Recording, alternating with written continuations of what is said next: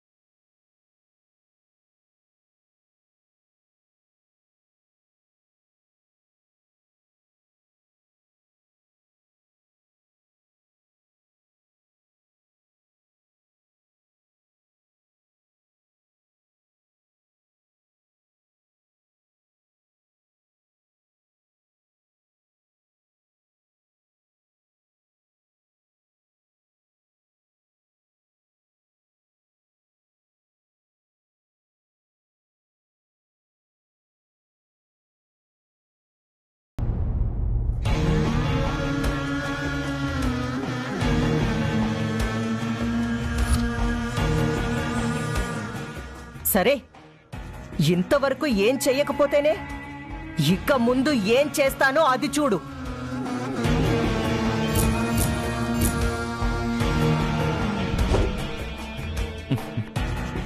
చైత్రని ఎమోషనల్గా గ్రిప్ చేయడానికి విషయం మనకి కావాల్సినంత కాంప్లికేట్ అయింది. చేజారుతుందనుకున్న చైత్ర పూర్తిగా నా గుప్పట్లోకి వచ్చే సమయం ఎంతో దూరంలో లేదా. విషయం హాట్గా ఉన్నప్పుడే మన థాట్స్ ఇంప్లిమెంట్ అయిపోవాలి. అంటే చైత్రతో నా ఎంగేజ్మెంట్ ఇమ్మీడియట్గా జరిగిపోవాలి. సమయం లేదు మిత్రమా.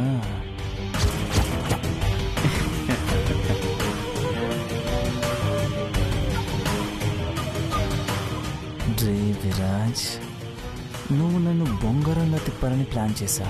కానీ చైత్రతో నేను బొంగరం తొడిగించుకొని నీ మైండ్ని సుడిగుండంలో గింగిరాలు తిప్పబోతున్నాను. వెయిట్ చే.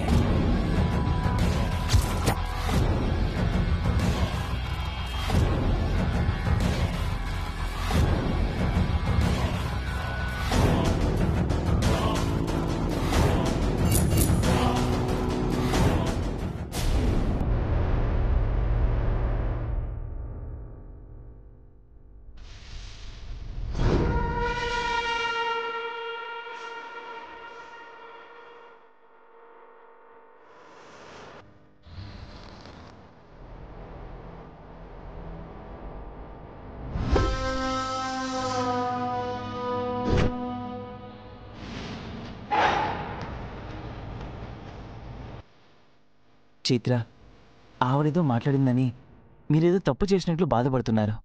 మిమ్మల్ని ఇలా చూడడం నాకు చాలా ఇబ్బందిగా ఉంది.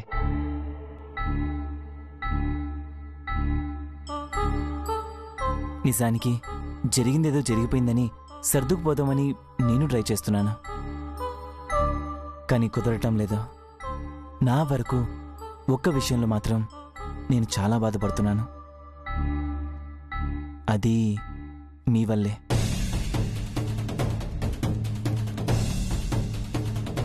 పృథ్వీ, మేము నిన్ను బాధ పెట్టడం ఏంటి? ఆంటీ, మనస వాచ కర్మన చైత్రే నా సర్వస్వమని నేను నమ్మాను. చైత్ర ఫ్యామిలీ అంటే అది నా ఫ్యామిలీ అని ఫీల్ అయ్యాను. కానీ మీరు నన్ను ఇంకా దూరంగా ఉంచుతున్నారు.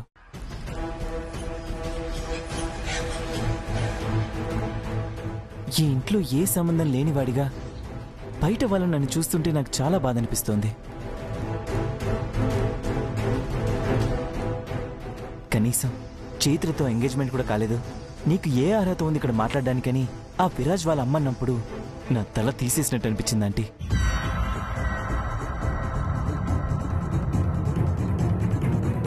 నీకు ఏమీ కాని మనిషిగా నీ పక్కన ఉండడం నాకు ఏమాత్రం ఇష్టం లేదు చైత్ర. అందుకే ఒకటి డిసైడ్ అయిపోయాను. ఆంటీ, రేపే చైత్రకు నాకు ఎంగేజ్మెంట్ జరిగిపోవాలి.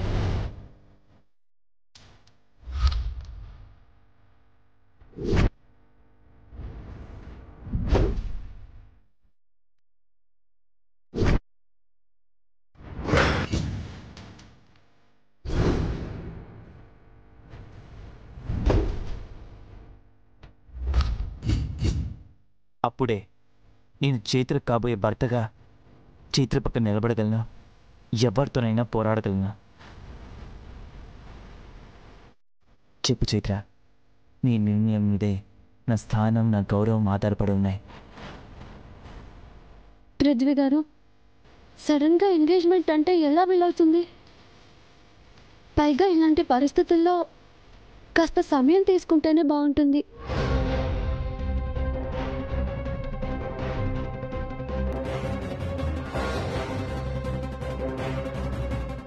చైత్ర, సమయం తీసుకోవడం వల్ల సమస్య పెరుగుతుందే కాని తగ్గదమ్మా. అండగా ఉన్న మనిషి మన వల్ల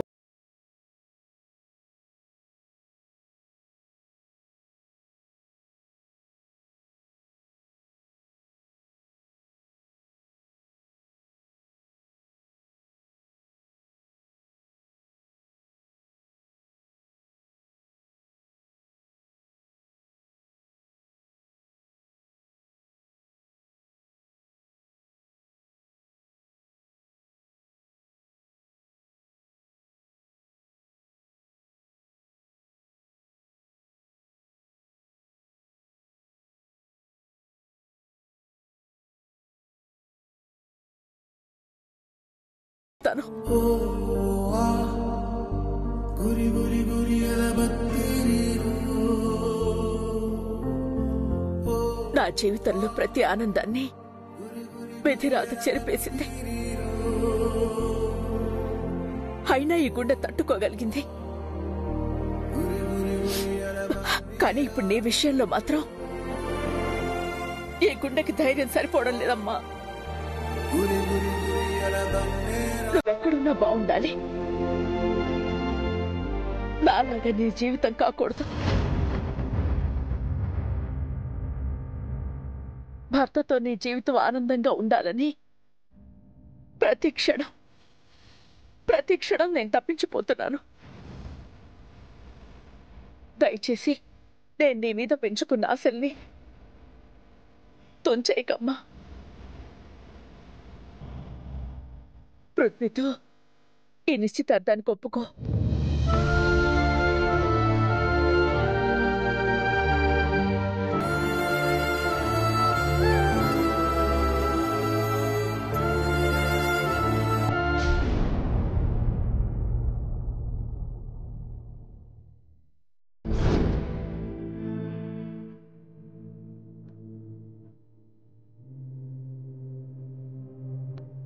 చైత్ర మరీ ఇంత సెంటిమెంటల్ ఫులా? ఎవరో వచ్చి పెళ్లి చూపులు చూసి పెళ్లి అనుకోగానే వాడే నా భర్త అని ఫిక్స్ అయిపోవడమేనా? తన మనసులో ఎవరున్నారో తెలుసుకోదా? తెలుసుకోదు. ఒకవేళ తెలుసుకున్నా బయటికి చెప్పదు. ఎందుకు? ఎందుకంటే తను సాంప్రదాయాల మధ్య కట్టుబాట్లతో పెరిగింది. పెద్దల మాటకు తల వంచడం మాత్రమే తెలిసిన అమ్మాయి. తనకున్న ఆ మంచి గుణాలే తన మనసుకి సంకెళ్ళు వేస్తాయి.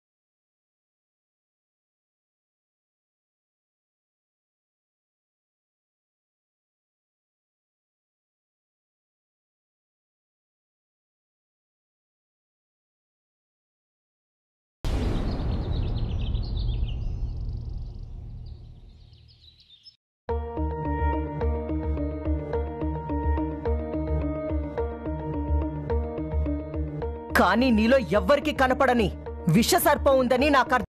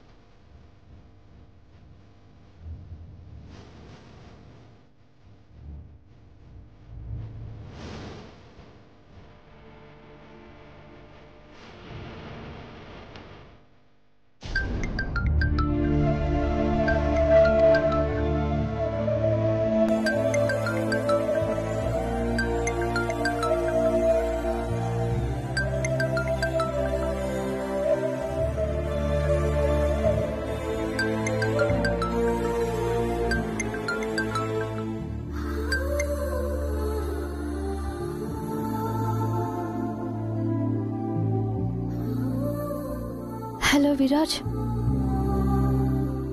విరాజ్, నీకు నా మీద కోపంగా ఉంది కదా?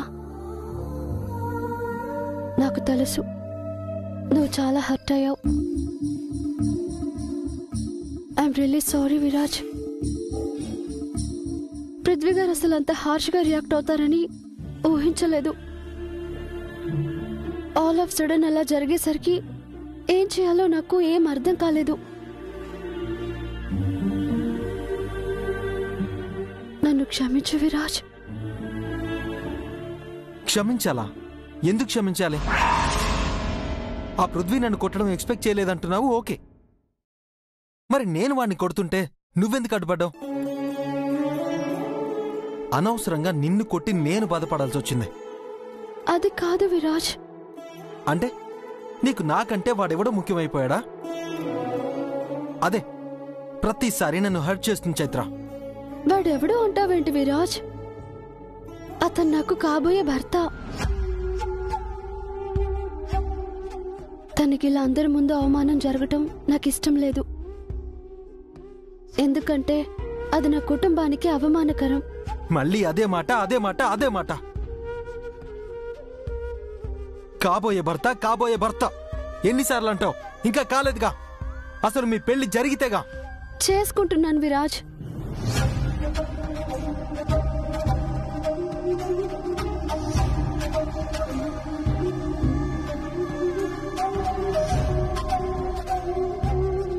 ఏమన్నా చేసుకుంటున్నావా? అవును. రేపు అతనితో నాకు ఎంగేజ్మెంట్.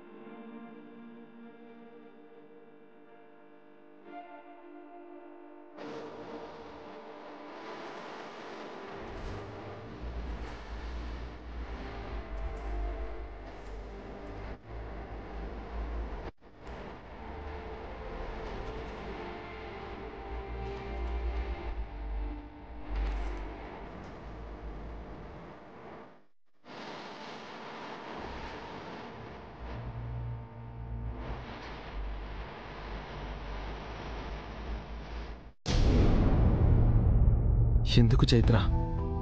మీ అమ్మాయిలంతా ఒకేలా ఆలోచిస్తారు. కళ్ళ ముందున్న ప్రేమ నువ్వే కావాలని తప్పించిపోతూ ఉంటే కావాలనే గుర్తించకుండా తప్పించుకుని తిరుగుతారు. మీ మనసుని కూడా మోసం చేసుకుని పెదాల మీద ఫేక్ స్మైల్తో బ్రతికేస్తారు. 100 మందున్నా నీ చూపు నన్ను దాటుకుని పోదని నాకు తెలుసు.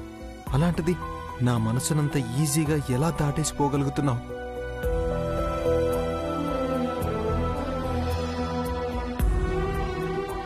అయినా పోయిందని ఏడవడం నాకు చేత కాదు చైత్ర. పోరాడి గెలుచుకుని మరీ నవ్వుతా. I never lose my attitude. అసలు నా ధైర్యం ఏంటో తెలుసా? నువ్వే చైత్ర. నువ్వు నన్ను ప్రేమిస్తున్నావని తెలుసు.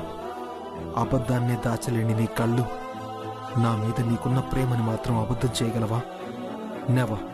అందుకే నువ్వు బాధపడకుండా, మీ అమ్మను బాధ పెట్టకుండా ఈ ఎంగేజ్మెంట్ను ఎలా క్యాన్సిల్ చేస్తానో, ఆ పృథ్వీగాడి బుర్ర పూచక్రంలా ఎలా తిప్పుతానో నువ్వే చూడు. Just wait, watch and enjoy.